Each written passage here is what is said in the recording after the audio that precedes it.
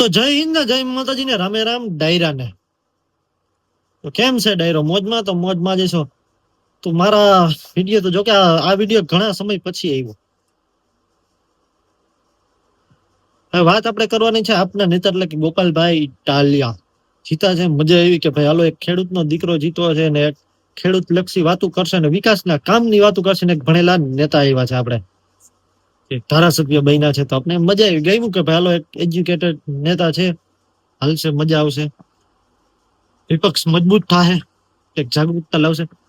પણ પછી અમુક અંદર ખાને એવી મીટિંગો હાલે હે ને ઈ નેતા અમુક જે ખદડા જ કહીશ હું તો, તમ તારે ખદડા કે લોદરિયા જે હોય, જે તે સમયે હાર્યા ને ચૂંટણી એટલે એને પોતાના સ્વાર્થ હાટું હારી ગયા એટલે વંડિયું ઠેકીને પાછા આવી ગયા.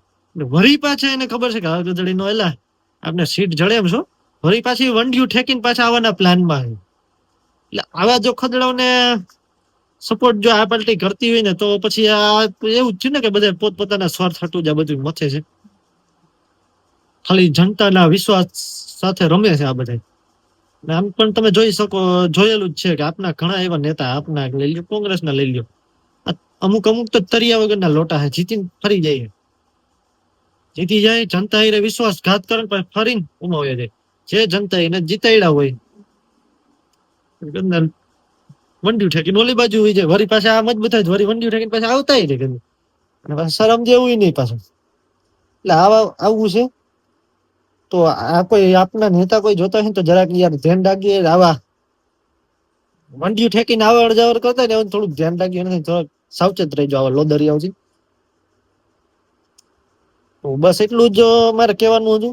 એ હાલે હે પ્લાનિંગ, જો કે સમય જતા બધું બહાર પણ આવશે. જોઈ પછી શું કરે છે શું નહીં. અમુક કઈ બે બાજુ પગ રાખ્યા છે, આપમાં છે ને ભાજપમાં, જેમાં મેળ આવે એમાં. અમુક ટૂંક સમયમાં બહાર આવશે અમુક લોકો બે બાજુ. ખબર કે આમાંથી ભાજપમાં ટિકિટ ન જડે તો ભાજપના કોઈ નેતા, ચાલુ નેતા એને પાડવાની ફૂલ તૈયારી કરો. આપમાંથી ટિકિટ લઈ લ્યો પછી લડો. અમુક ની આવી તૈયારી ચાલુ છે. સમય જતા બધું આવશે બાર. આવા છે લોદરિયા બે બાજુ એક પગ આ ભાજપમાં રાખ્યો ને એક બાજુ આપમાં રાખ્યો છે. ખબર છે કે અત્યારે માર્કેટમાં કોનું હાલે છે ગ્રાઉન્ડ લેવલે. ત્યારે આપ વાળા રે ફૂલ ફોર્મમાં છે, પણ એને આપના નેતાઓને અમુક ને કહેવાનું કે અમુક ને શું પછી એમ થોડુંક કઈક આમ બની ગયા હોય ને આમ હાલી ગયું હોય ને મીડિયામાં ને એમાં, પબ્લિકે જ એને કહેવાય ને ઊંચા એટલા બિયાર દે, પછી એને અભિમાન આવી જાય, ફોન ઉપાડવાના બંધ કરી દે. મેં અમને ઇન્સ્ટામાં એક બે દી પહેલા વિડીયો જોયો હતો. અમુક નેતા હોય એને પણ કહેવાનું યાર, તો તમે જેટલા ઊંચા ચડ્યા છો ને એટલી સ્પીડમાં નીચે પણ પડશો. એટલે માપે મેળે. હું કોઈ ભાજપમાં નથી ને આપમાં નથી, પણ જે સાચું છે એ આપણે કહેવાનું છે કે અમુક જે બે બાજુ જે પગ રાખીને બેઠા હે ને, એટલે એવાનું ધ્યાન રાખજો, જેથી તમારી પાર્ટીનું નામ ખરાબ ન થાય.